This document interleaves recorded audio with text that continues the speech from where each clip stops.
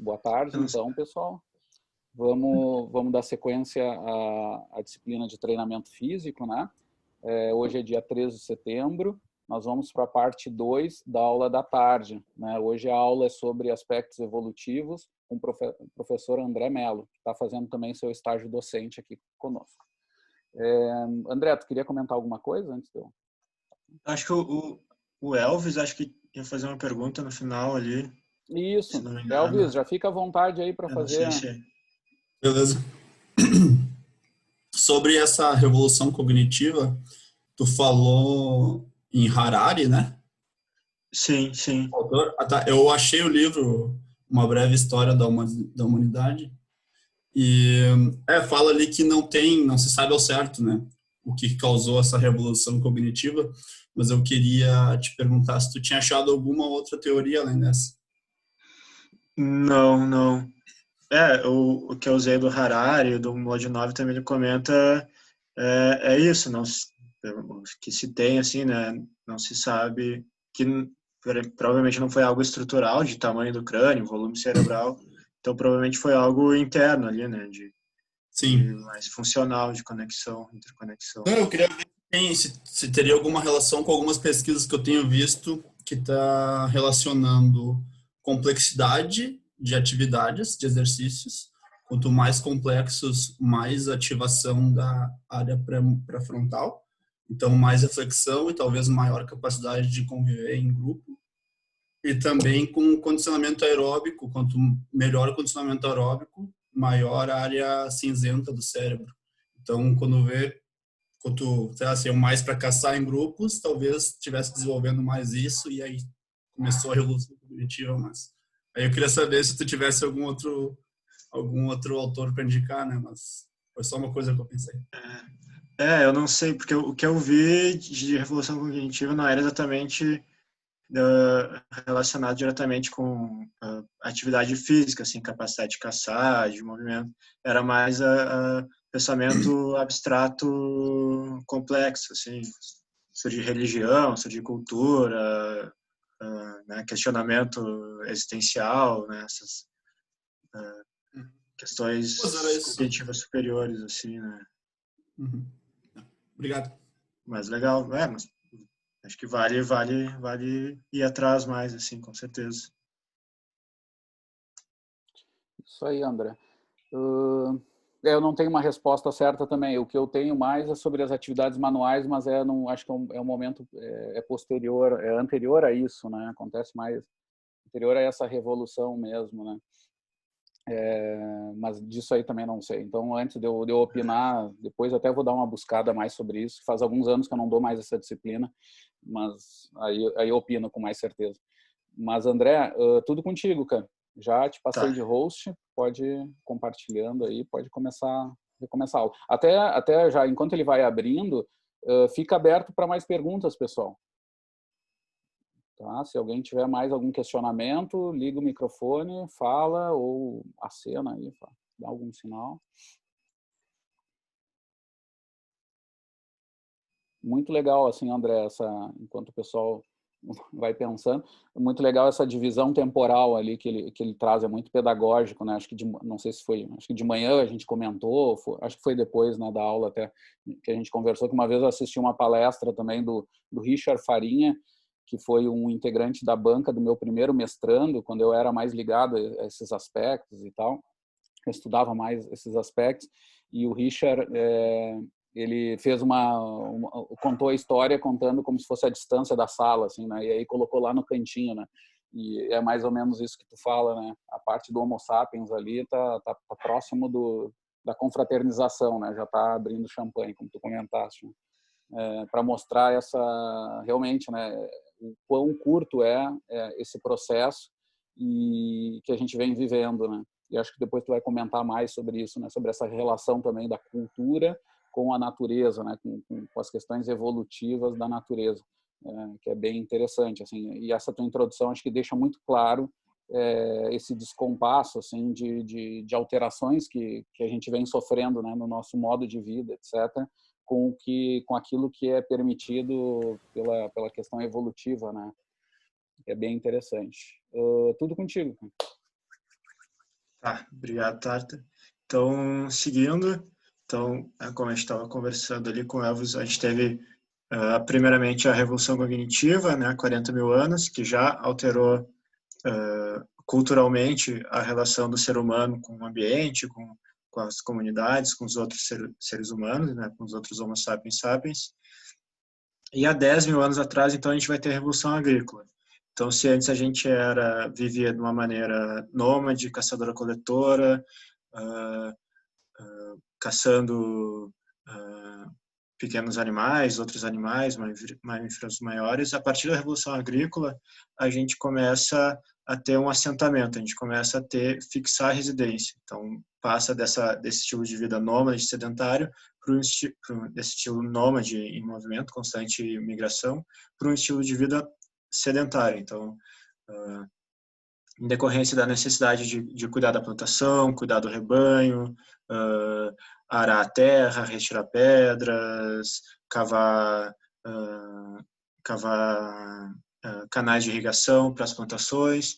Então, o ser humano ele vai alterando o seu estilo de vida, alterando seus padrões de movimento. Então, tudo isso que a gente vai trazendo, sempre em mente que essas alterações históricas, sociais, culturais, sempre vão refletir no estilo de vida. Então, consequentemente, sempre vão refletir nos padrões de movimento mais utilizados pelo ser humano no seu dia a dia. Então, se antes ele tinha um estilo de vida em que de tempos em tempos ele necessitava migrar, agora ele vai residir fixamente em uma determinada localidade. Inclusive, alguns autores trazem de que, contrariamente às vezes o que se pensa que a Revolução Agrícola foi uma revolução totalmente positiva, que melhorou muito a qualidade de vida do ser humano, muitos indícios apontam no sentido oposto, apontam que a partir da Revolução Agrícola o ser humano diariamente começou a trabalhar mais horas por dia, começou a sofrer mais de desnutrição, porque se antes ele tinha uma alimentação super variada, com diferentes tipos de alimento, rico em diferentes vitaminas e minerais, agora ele vai ter uma alimentação com uma menor variedade, menor riqueza de alimentos, ele vai começar a realizar padrões de movimentos repetitivos com uma maior frequência, então ele vai arar a terra 8 horas por dia, ele vai tocar o gado 8 horas por dia, ele vai construir uma cerca 6 horas por dia. Então, esses padrões de movimento repetitivo vão se refletir na sua saúde esquelética, musculoesquelética, nutricional também, seu padrão alimentício. Inclusive, 90% das calorias que a gente ingere até hoje em dia são oriundas de alimentos que a gente domesticou nessa época. Então, é um período que vai afetar tanto nosso padrão, nosso estilo de vida, nosso padrão de movimento, quanto a nossa alimentação. Então, se a gente tem a revolução cognitiva que vai alterar a nossa relação de reflexão, de pensamento complexo, abstrato complexo, a revolução agrícola vai ser um período que vai alterar abruptamente a nossa relação com a natureza, consigo mesmo, com o nosso próprio corpo. Então, isso há 10 mil anos, foi um processo que ocorreu durante até entre 10 e 3 mil anos atrás. Ele ocorreu independentemente em várias regiões do mundo, então a gente tem no Oriente Médio, tem na América Central, tem na Ásia, então não foi necessariamente, ele começou ali na Mesopotâmia e se espalhou para o mundo inteiro, então se tem indício que ele aconteceu independentemente em várias regiões do mundo. E há 200 anos atrás, então, a gente tem a Revolução Industrial. Se a partir da Revolução Agrícola a gente adota esse estilo de vida sedentário rural, a partir da Revolução Industrial a gente adota um estilo de vida sedentário urbano. Então, a gente começa a ter essa vida urbana com todos os seus efeitos, com todo esse estilo de vida, modus operandi que a gente conhece, que a gente vive até hoje.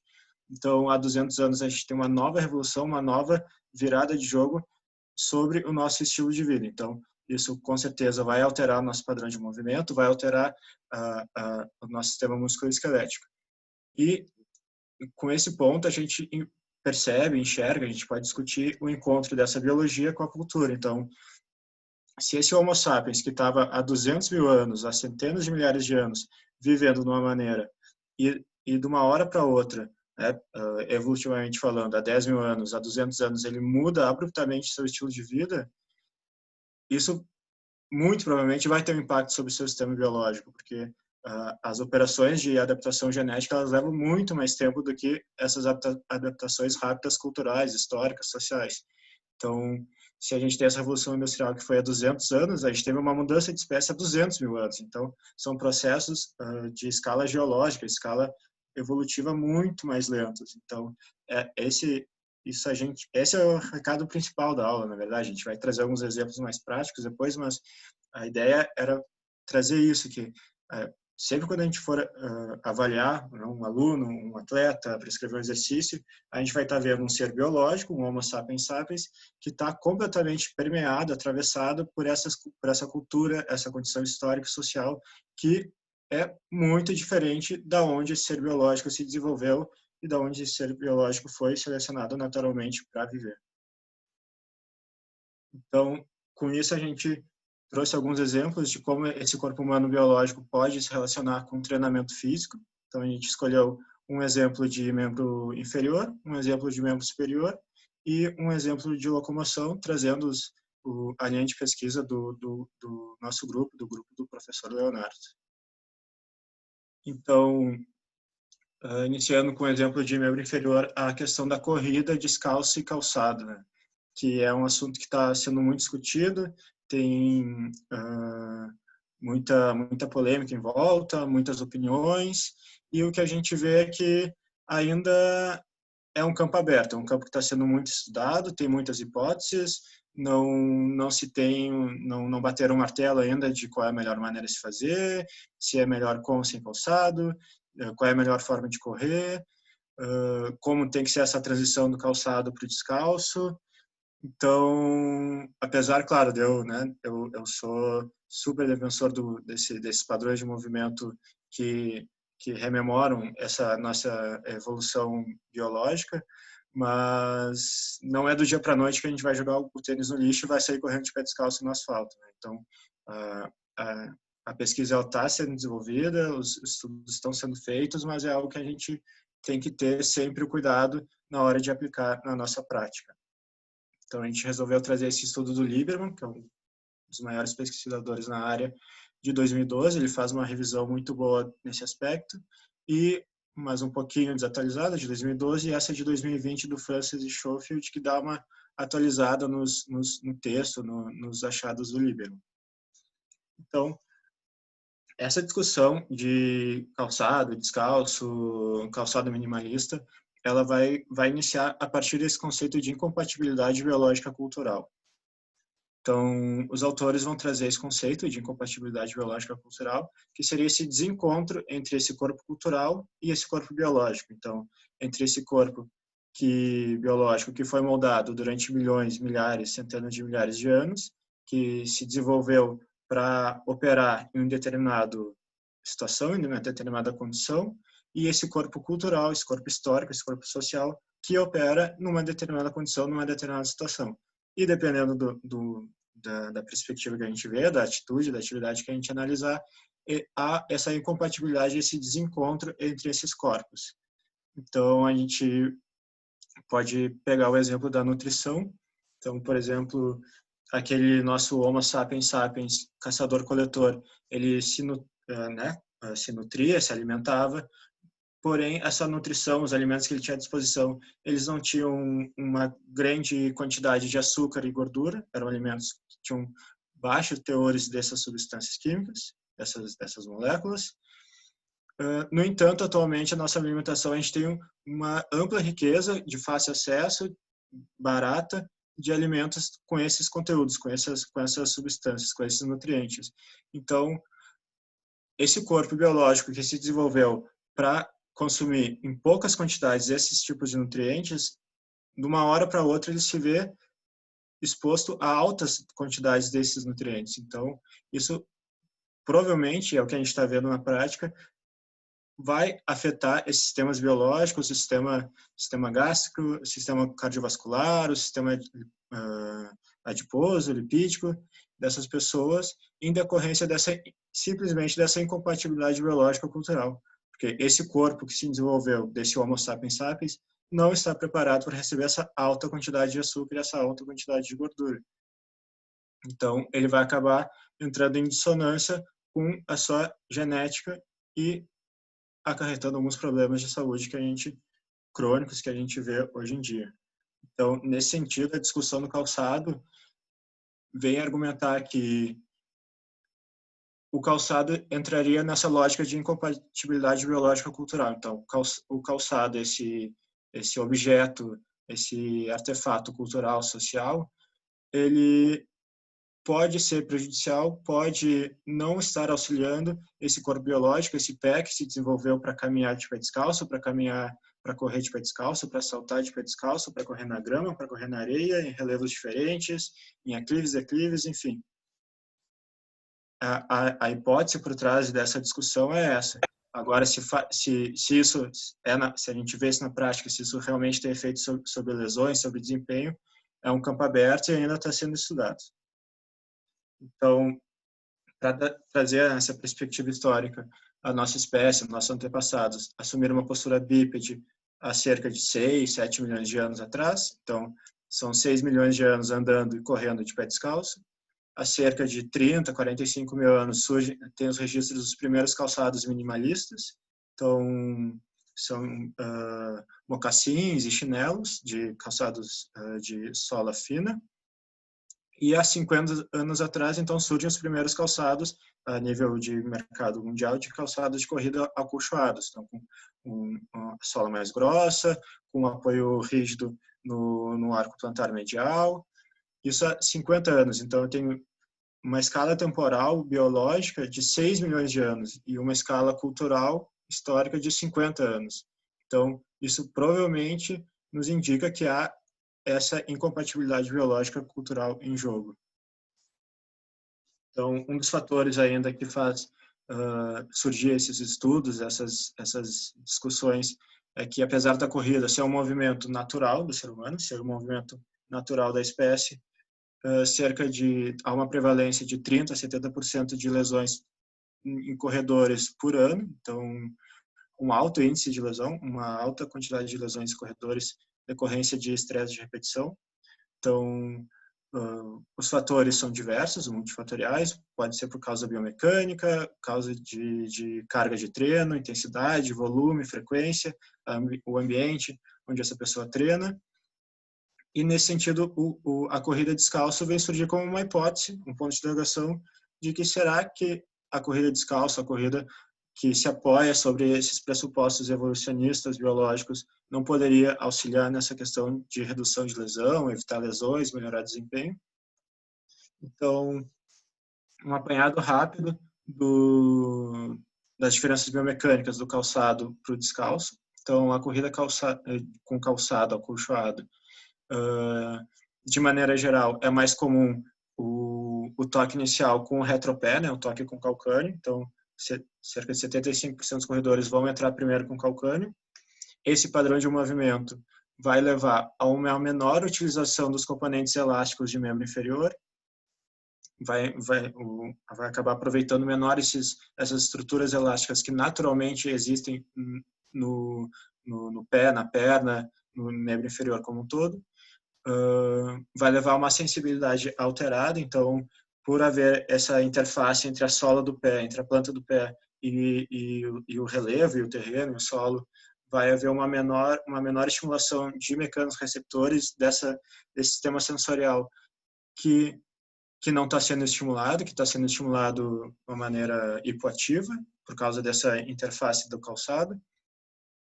Vai levar a uma menor estimulação das musculaturas plantiflexoras, dos intrínsecos do pé, uma menor estimulação do arco plantar medial, o que vai levar a uma menor atividade excêntrica dessas musculaturas, desses tecidos, induzindo a uma maior fraqueza muscular dessas estruturas.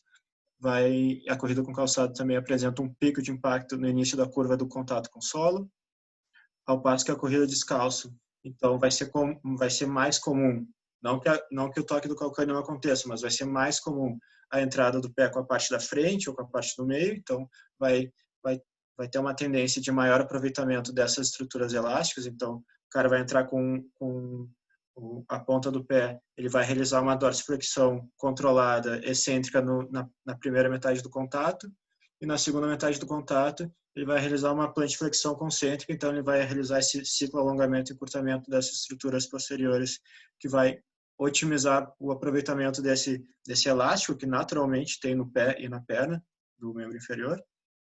Então, como ele está descalço, ele vai ter uma maior atividade dos proprioceptores, dessas estruturas sensitivas que tem na sola do pé, o que vai fornecer uma maior quantidade de informações para o seu sistema postural, seu sistema de controle de equilíbrio, de estabilidade. Então, esse momento de ciclo alongamento e encurtamento vai induzir uma maior contração excêntrica, que estimula um fortalecimento muscular mais intenso de plantiflexores, do arco do pé, e também há uma atenuação desse pico de impacto, ou até ausência desse pico de impacto no início da fase de contato. Isso é a corrida descalço. Então, com relação às lesões, o que a literatura traz? Que a corrida com calçado, com esse calçado acolchoado, vai acontecer principalmente lesões a nível de fasciite, a nível de síndrome patelofemoral, então lesões principalmente de tecidos não contráteis, provavelmente devido a esses impactos repetitivos e a não utilização dessa energia elástica. Ao passo que a corrida descalço, ou com calçado minimalista, ela vai induzir também, pode induzir a lesões, mas principalmente da loja posterior da perna, de musculatura plantiflexora, de tendão aquileu. Os autores levantam até que ponto isso não acontece porque as pessoas não estão acostumadas a correr descalço, esse não é um padrão de movimento que elas estão realizando mais com toda a frequência, mas de qualquer forma, a corrida descalço tem uma tendência maior de causar lesões então em tecidos contráteis, então em tecidos que têm uma maior irrigação sanguínea, então vão ter uma maior capacidade de regeneração. Então, com relação ao treinamento, né? O que os autores vão trazer é que principalmente o importante para a corrida vai ser esse treino proprioceptivo, vai ser essa estimulação das estruturas sensoriais de pé, de sola do pé, para fornecer uma maior quantidade de informações para o sistema nervoso para melhorar a estabilidade, evitar entorses, o fortalecimento da musculatura do pé, dos intrínsecos do pé, para sustentar esse arco plantar, fortalecimento da cadeia posterior, para melhorar o aproveitamento dessa troca de energia elástica durante a fase de contato. E, de maneira geral, a sugestão de a corrida descalço em superfícies irregulares para aumentar o aproveitamento desse componente elástico e a variabilidade da pisada. Então, até, não sei se o Tata quer comentar agora, mas a gente estava falando antes da questão de, independente com calçado ou sem calçado, mas para treino de corrida é sempre interessante variar o estilo de pisada. Claro, não vai pedir para a pessoa correr sempre com um padrão de pisada diferente do que ela corre, mas dentro do treino realizar pequenos volumes, pequenas cargas com padrões de pisada diferentes, principalmente para estimular essa variabilidade, não estressar sempre as mesmas estruturas articulares, musculares, tendíneas, e ter um aumento desse estímulo proprioceptivo de membro inferior.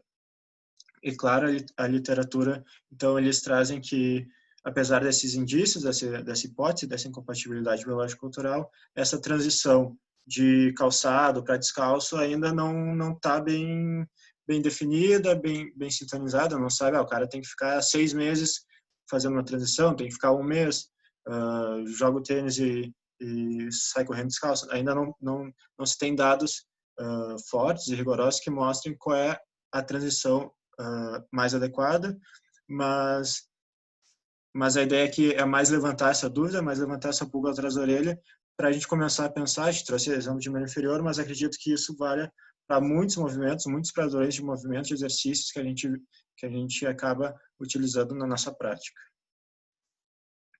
Então, agora o exemplo de membro superior, a relação de luta e bipedalismo. Então, esse estudo do Carrier, que ele vai comparar a produção de força durante movimentos de soco manuais com o membro superior.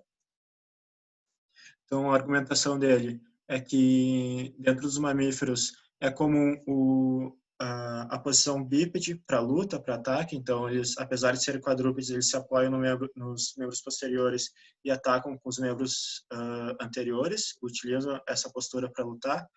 Então, esse aparelho que naturalmente é para locomoção, para caminhada, para corrida, para saltos, eles acabam utilizando para luta, para ataque. E ainda dentro dos hominídeos, são relatados altos níveis de competição física entre intraespécie. Então, entre os representantes da própria espécie, são relatados altos níveis de competição, de luta, de briga. E provavelmente esses altos níveis de competição acabaram influenciando, né, desenhando o sistema musculoesquelético desses animais, dessas espécies.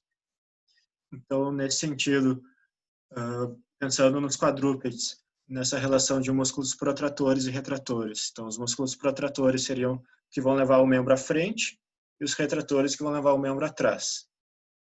Então, ele vai trazer essa relação entre eles devido à relação da curva força-velocidade. Então, dependendo da velocidade de contração, há uma diferença na capacidade de produção da fibra muscular. Então, os músculos protratores, pensando durante a corrida, durante a caminhada, durante a locomoção desses animais quadrúpedes, durante a fase de contato, os músculos protratores vão ser responsáveis por desacelerar o corpo, desacelerar o animal. Então, eles vão realizar um trabalho negativo, então eles vão frear, então eles vão realizar trabalho negativo, então eles vão estar trabalhando em contração excêntrica. Então, como eles estão nessa contração excêntrica, eles vão ter uma maior capacidade de produção de força. Então, eles não vão precisar ser tão grandes, tão volumosos, vão poder ser músculos menores, porque eles vão estar trabalhando excentricamente. Já os músculos retratores, eles vão acelerar o animal à frente, durante essa fase de contato, eles vão empurrar o animal à frente. Então, eles vão trabalhar principalmente durante a fase positiva, durante uma contração concêntrica. Então, eles vão precisar ser músculos maiores, de maior volume, ter maior área de secção transversa. Então, trazendo isso para o corpo, para o nosso corpo, o corpo do Homo sapiens. Então, os protratores seriam basicamente os músculos flexores de ombro e os músculos retratores, os músculos extensores de ombro.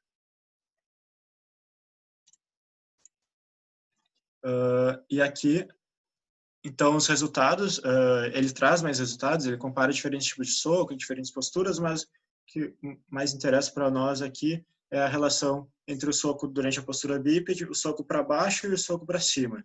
Então, ele viu, comparando, quando a pessoa está em pé, em postura bípede, dá um soco para baixo, quando ela está em pé e dá um soco para cima, ela produz até 2 vezes mais força quando ela dá o soco de cima para baixo. Então, a gente tem um corpo, tem um sistema musculoesquelético que nos favorece a produção de força nesse sentido, de cima para baixo, esse movimento de overhand. Então, ele vai discutir por que isso ocorre. Então, provavelmente, porque apesar de nós não sermos quadrúpedes, a gente manteve essas diferenças de força entre os protratores e os retratores para a realização dos movimentos de escalada e para os movimentos de overhand, para agressão, para arremessar objetos, para brigar. Então, a gente acaba vendo esse padrão de movimento, esse estilo de movimento em muitos gestos esportivos, né? Então, em arremesso de beisebol, arremesso de basquete, corte de vôlei. Então, são movimentos, são padrões de movimento que estão biologicamente, geneticamente conectados a um padrão locomotor quadrúpede e que até hoje a gente preserva, né? Esses autores vão trazer essa hipótese, que até hoje a gente preserva isso dentro do nosso corpo, dentro da nossa espécie, e a gente acabou utilizando, adaptando isso para diferentes situações, e no nosso contexto sociocultural a gente usa isso para jogos esportivos, enfim, para diferentes fins. Então, aqui, trazendo um pouquinho do trabalho do grupo, então, do Locomotion, o grupo do professor Tartaruga. A gente utiliza muito esse modelo de análise de mecanismos minimizadores do gasto energético durante a locomoção humana, caminhada e corrida, e são mecanismos que são oriundos dessa fase de desenvolvimento da espécie, que otimizaram o gasto energético. Então, para a nossa espécie gastar menos energia para se locomover, acabou sendo uma vantagem evolutiva para a nossa própria espécie. E, então, praticamente toda a linha de pesquisa do grupo é nesse sentido de analisar esse sistema de minimizador de energia em diferentes condições, em diferentes aclives, declives, com carga, sem carga, em diferentes populações, após treino de caminhada nórdica, durante a caminhada nórdica, dentro da água. Então, toda essa linha de pesquisa forte do grupo vai nesse sentido de analisar esses mecanismos que evoluíram com a nossa espécie, que foram muito importantes, muito significativos para determinar o sucesso evolutivo da nossa espécie. Então, fica o convite. Aí, para amanhã, vai ter uma palestra na primeira reunião do grupo, vai ter a palestra com o professor Tartaruga, amanhã de manhã. Então, o link está aqui, para quem quiser acessar, estão todos convidados. E, para resumir, então, nesse nosso corpo humano, esse corpo Homo sapiens, ele é resultado de um processo evolutivo que se deu durante milhares, milhões, centenas de milhões de anos, bilhões de anos. Então, ele tem toda essa história evolutiva, toda essa carga filogenética por trás. Só que, a partir desse momento, a gente vê que tem essa interação biológico-cultural. Então, há uma estrutura cultural, social, histórica, que vai interagir com esse corpo biológico, esse corpo do Homo sapiens sapiens. E eu acredito que essa abordagem evolutiva ela pode auxiliar na avaliação, na prescrição de exercícios. Claro, sempre reiterando que não acho que a gente deva excluir a fisiologia, excluir a cinesiologia, anatomia, nenhuma das disciplinas que a gente estuda, que a gente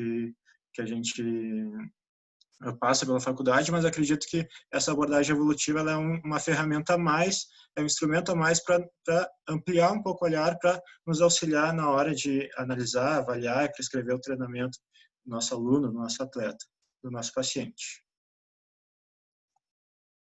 É isso, então. Obrigado. Dá para mandar o link da reunião Obrigado. de amanhã no chat ali? Mando. Do que, Elvis? Sim.